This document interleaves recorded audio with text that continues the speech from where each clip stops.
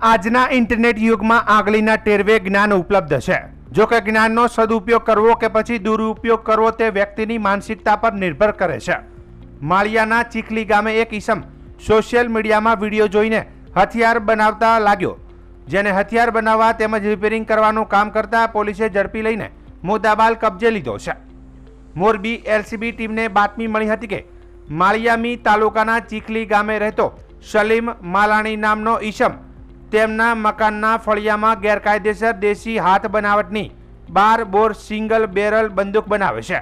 જે બાતમીને આધારે આરોપીના ઘરે રેડ કરતા પોલીસે દેશી 12 બોર સિંગલ બેરલ બંદૂક નંગ 1 કિંમત ₹20,000, હથિયાર બનાવવાના સાધનો જેમાં electric welding machine, earthing cable, welding cable, grinder machine 2, drill machine, electric board, 12 બોરના ખાલી કાર્ટીસ નંગ 60, ગન પાવડર ભરેલી સીસી નંગ 2, લોખંડના જીરા છરા 111, વેલ્ડિંગ ચશ્મા સહિત 19,070નો મુદ્દામાલ જપ્ત કર્યો છે.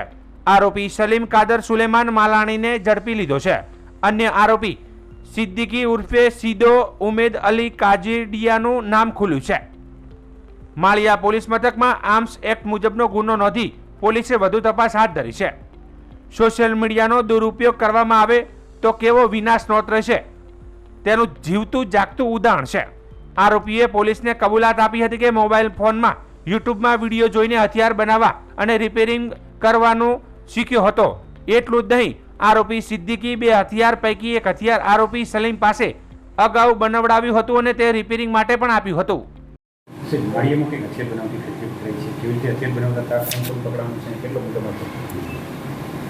રાજકોટ રેન્જ આઈજીપી સાહેબ તથા મોરબી જિલ્લાના એસપી શ્રીની સૂચના અનુસાર જે ગેરકાયદેસર હથિયાર તથા હથિયાર બનાવતા ઇસમોને પકડી પાડવા માટે એક સૂચના થયેલ હતી. જે બાબતે એલસીબી તથા પેરોલ ફંડોની ટીમના માણસો ફિલ્ડમાં સક્રિય હતા.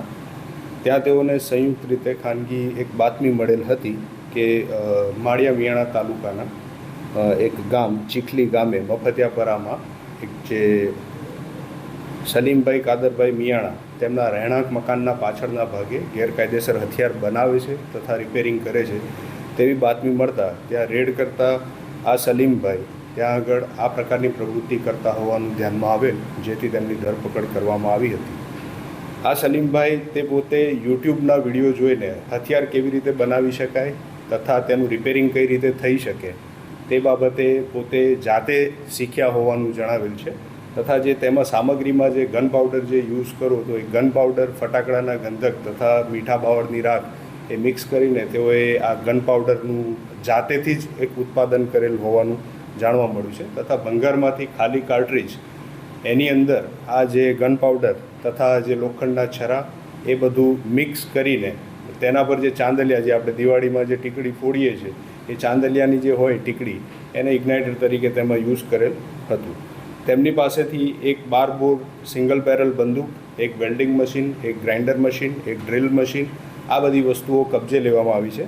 તથા તે છેલ્લા 2-3 વર્ષથી આ પ્રકારની પ્રવૃત્તિ કરતા હોવાનું ધ્યાનમાં આવ્યું છે. જેમાં તેમણે 2-3 વર્ષ પહેલાં એક સિદ્દીકભાઈ ઉમેદભાઈ કાજીડિયા નામના વ્યક્તિને એક બંદૂક બનાવીને દેશી બનાવટની બંદૂક વેચેલ હોવાનું ધ્યાનમાં આવેલ છે, જેમને હાલ પકડવાના બાકી છે. તથા જે આ પોતે જે બનાવનાર છે સલીમભાઈ કાદરભાઈ સુલેમાનભાઈ મિયાણા રહેઠાણ ચીખલી ગામ તેમની ધરપકડ કરવામાં આવી છે. અત્યાર સુધીમાં 2 હથિયાર બનાવ્યા હોવાનું ધ્યાનમાં આવ્યું છે, જેમાંથી એક તેમણે આ સિદ્દીકભાઈ ઉમેદભાઈ કાજડિયાને વેચેલ હોવાનું જણાવ્યું છે. 3 વર્ષથી બનાવ્યું છે. 3 વર્ષમાં 2 હથિયાર બનાવ્યા છે. કેટલા કાર્ટીસ બનાવ્યા છે? 2 હથિયારનું ધ્યાનમાં આવ્યું છે પૂછપરછ દરમિયાન. હજી પૂછપરછ ચાલુ જ છે અને ટોટલ જે એમણે કાર્ટ્રીજ છે તે 60 જેવા બનાવેલ છે અત્યાર સુધી. સાહેબ, આજે હથિયાર બનાવતા એનો ઉપયોગ કઈ જગ્યાએ કરતા, શા માટે હથિયાર રાખતા એવું નહીં, તે બાબતની હજુ તપાસ ચાલુ છે.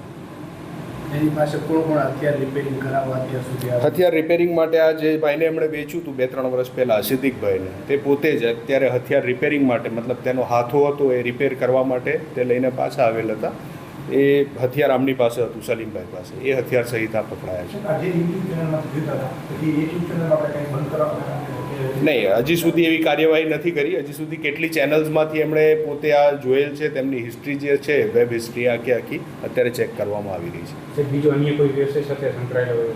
ના, અત્યારે તો એ બેઝિકલી જે લાકડા કાપવાનું કઠિયારાનું જે કામ હોય એ કરતા હોવાનું જણાવ્યું છે તથા આર્થિક પરિસ્થિતિ એમની ખૂબ નબળી છે.